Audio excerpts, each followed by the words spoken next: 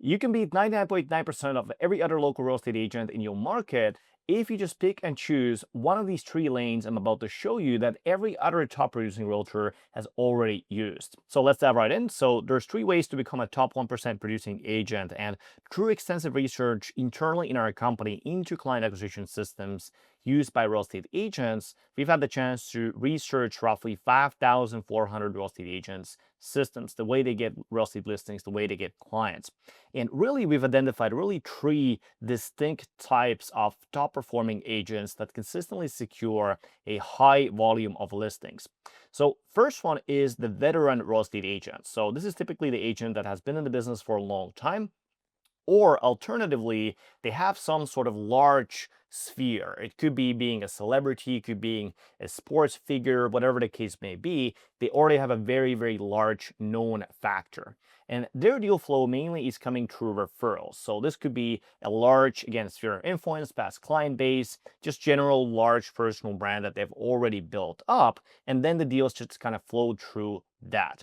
Now, the pros of this model is obviously high profit margins, right? Because if you're already known, you have a large sphere, people are reaching out to you, right? It is very relationships focused. You don't need to do a lot of prospecting. You don't need to spend a lot of money on ads or lead gen. And generally speaking, this is an efficient business model, right? Because people reach out to you, you serve them, you make an awesome service, right? You serve that client really, really well, and that delivers you another client in return. Now, a couple cons about this model is obviously the slow growth period. So if you are a real estate agent that's been in the business for 3 years, you probably don't want to wait for 10 years or 20 years, right, before you really start to make proper income from real estate, right? However, with this model, right, if you are somebody that's in that situation, right, you want to grow that at a next level, a lot of the times people kind of have that effect where they look up, okay, what are people doing in my brokerage, right, that are already doing more business? And a lot of times they are these veteran real estate agents. And so they tell you, hey, call your sphere of influence, right, reach out to that sphere, hold events, stuff like this. However, again, it can take you 10 years, 20 years before you build that up, right? So very, very slow to build. And there's a very long build up period. And then again, there is like large reliance on the local market area. So if you ever move in that 10-year, 20-year time span, right, well, you lose this whole sphere of influence. You lose this whole effect, right? So it can definitely be tough. If you are somebody that's been in the business for 10 years, you move to another city, another area, you lose your whole business essentially. The other downside of this model is that it is heavily influenced by market turbulence, especially in lower stages, right? If you're making a couple $100,000 a year as a veteran agent, if the market slows down, if you don't have any other way to get deals, right, well, your commissions can drop heavily. However, more often than not, this is a really good business model. You have to provide a great service. You have to serve your clients at the top level so that they keep delivering those referrals. You have to keep in touch with your sphere. But if you stick with this model for 10 years or 15 years, you're slowly but surely will become that veteran agent, especially if you deliver that great service for your clients. Now, the second model is a cold prospector. So this is somebody that is insanely good at cold calling, door knocking, FISBOs, expireds, absentee owners, all of these different things. Now, obviously with this model, the biggest pro about this model is the fact that there's high profit margins. So you don't need to spend any money on ads. There's no lead gen, there's nothing, right? You're just really cold calling and door knocking. Maybe you have a calling software or something like this, a CRM, a list of clients, and you can go ahead and start running this model. Now, the biggest downside of this model is obviously the large time and energy input, right? So every day you have to go out there and you have to do cold calling and door knocking. And again, it takes a lot of energy, as you can imagine, right? You call people, and a lot of times they're not going to be as nice to you, right, as somebody from your sphere of influence. A lot of times they may curse at you, or you may get large objections or resistance, right, to doing this sort of business. Now, the results are linear though. So what I mean by that is, hey, with social media, right, the results are usually exponential. And what I mean by that is like, hey, at the beginning, you may not get anything from social media, but if you're really good at social media, right, then you start to get exponential results, meaning you're going to start to get 10 listings, 20 years, 20 listings, 30 listings, 50 listings, up to 100 listings a year from social media, basically automatically, right, coming from your brand. But with cold prospecting, it is a situation where it's more linear. Even if you are the best person in the world at cold calling, you still probably have to do 200, 300, 100 cold calls, right, before you actually get an appointment or anything like that, or probably even more than that nowadays. So the results are linear in a sense that, hey, when you get started with this model, you could certainly secure one or two listings relatively quickly, even if you are a new real estate agent. You are not somebody that's highly skilled. So the cons of this model as well are the fact that it demands that extreme discipline and talent, right? So you have to be somebody that is, again, really talented at talking to people, really talented at convincing people. You are able to overcome objections, right? And for most people, they do not have that innate talent. It's roughly, based on our research, maybe 10% of people that have that talent, so to say, where that they can be a little bit disagreeable, they can be a little bit of somebody that can kind of push through that resistance, right, and follow up with people even if they have not shown a lot of interest, even if they are a little bit resistant, right? So that demands a lot of that discipline, right? Because for most people, when they hear that somebody says, hey, never call me again, never reach out to me again, or I'm not interested in selling, for most people, when they hear that, right, they're not that interested in following up with that person for the next year, 2 years, 3 years, right? But you have to be somebody that is, if you want to be successful with this model. Now, obviously, there's also the business positioning that is a large con, right? Because, okay, if you are building a business this way, you have to keep doing this, right? You have to keep prospecting, you have to keep cold calling, door knocking, all these sorts of different things. So oftentimes you're chasing after people instead of them coming for you. And what that means is that, hey, even if you secure a listing appointment, when you do go on that listing appointment, right, you have to do a lot of that convincing. A lot of times there's commissions dropped, all these sorts of different things that you have to kind of handle. So again, for somebody that is extremely experienced, for a veteran real estate agent, this sort of business model is usually actually a lot easier too, right, compared to new real estate agents where you have to convince a stranger, right, that, hey, you are a better real estate agent compared to the cousin they know or compared to somebody they know, right? So that, again, can be a challenge, especially, again, if you are a new realtor. Additionally, right, there is that AI threat. So nowadays, even if you are this person, right, you are disciplined, you are skilled, you are somebody that's talented, at the end of the day, we have things like artificial intelligence coming to the market, right, where AI just can do these calls better than you, better than really any person could ever do. And then even if you are sort of like more rapport building, you are best at tonality, all these different things, AI can work 24/7, 365.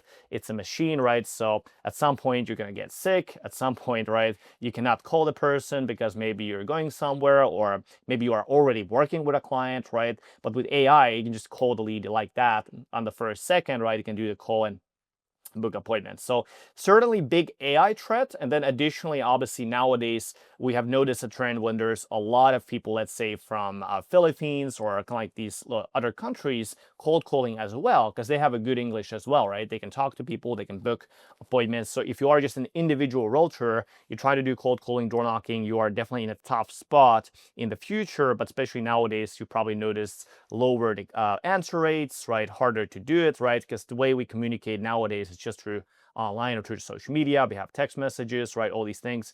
So when you call a person, oftentimes it doesn't even go to the person, right? It first goes to this answering machine where you have to say your name, all these things, right? Again, it can be even tough to get to talk to people, even if, again, you are good at this stuff.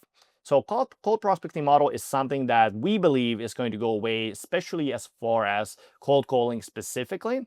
However, something that can work in the future, obviously, is like things like door knocking or like local events, physically, these sorts of things. But again, the bottlenecks will be still the same, and it can be definitely hard to scale this model past a certain point because, again, it's reliant on you. It's very difficult to, like, let's say, delegate this model, right, if you have built your business this way.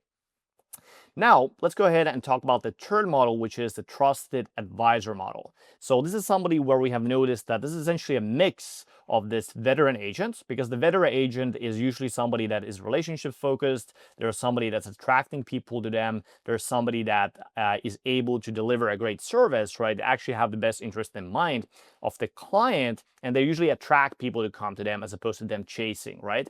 But the trusted advisor is kind of like mix of this veteran agent and sort of like this modern real estate agent. So this is where I noticed that there's a mix of, hey, veteran real estate agent that was before, maybe 20 years or 30 years ago, right? They were doing cold calling, they were doing door knocking, they were doing those events, right? And that's how they built their businesses to that point. Nowadays, the way it works, right, in general, is that we don't do so much of that anymore.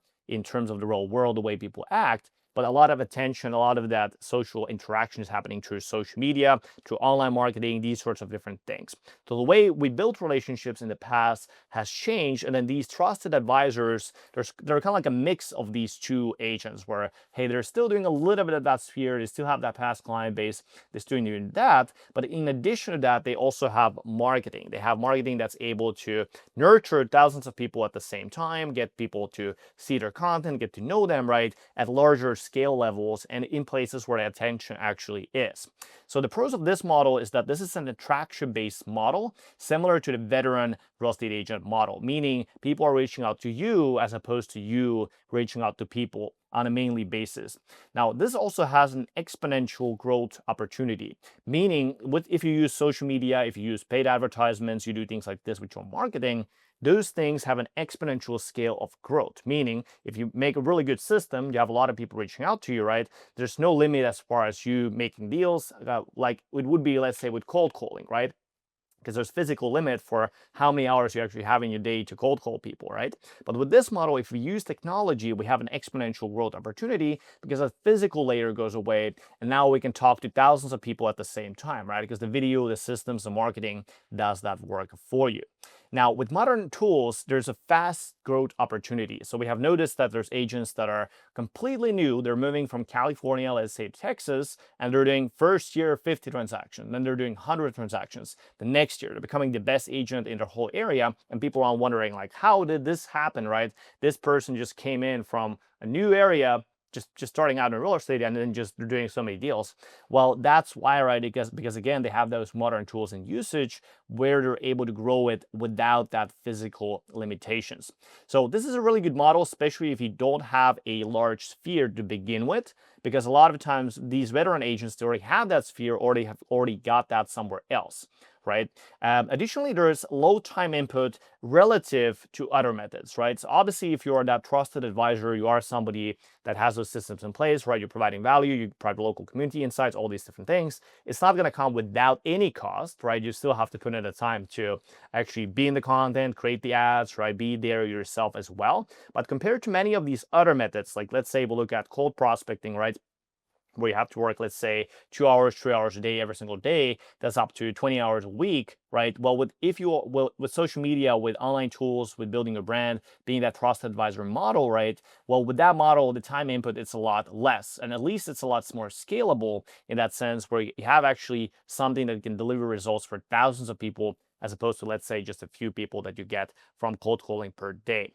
Now, a couple cons about the trusted advisor model is the fact that it needs systems and processes. So if you want to become that person that's really, really known in your local area, right? You're really somebody that thousands of people know, right? Nowadays, the way it's done is usually through this modern technology, right? Things like social media, digital ads, all these different things.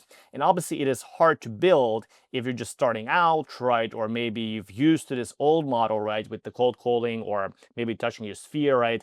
It's very difficult to build if you haven't done that before, right? Because you have to take a video a certain way, right? You have to run the ads a certain way, right? There's all these systems and processes that go into it for it to actually work, right? For you to actually get those results. So it's still, even though it's a great model, right? It's not like you can just go ahead and just do it, right? And next day you're gonna close 30 deals without having any skills, right? So you need to have skills, systems, processes in order to do this. Very difficult to build if you're on your own, right? It's still competitive, right? You still need to know how this works for it to work, right? And that's why a lot of the times that we have noticed that these trusted advisors, usually they have had some sort of coach, some sort of mentor actually helping them with these digital tools. Now, additionally, there are different skills from the traditional model, right? Because like we talked, a lot of the broker owners, when you sign up for a brokerage, they are these veteran agents, right? So the veteran agents that will teach real estate agents that they recruit this traditional model, right? So where you learn how to touch your sphere, where you learn maybe a little bit of cold calling, a little bit of door knocking, right? Maybe you learn to send postcards, all these different things, right? But these are completely different skills that you need to have for this trusted advisor model online and on social media, right? They're not usually taught in brokerages because brokerages themselves often do not know how to do this model at all.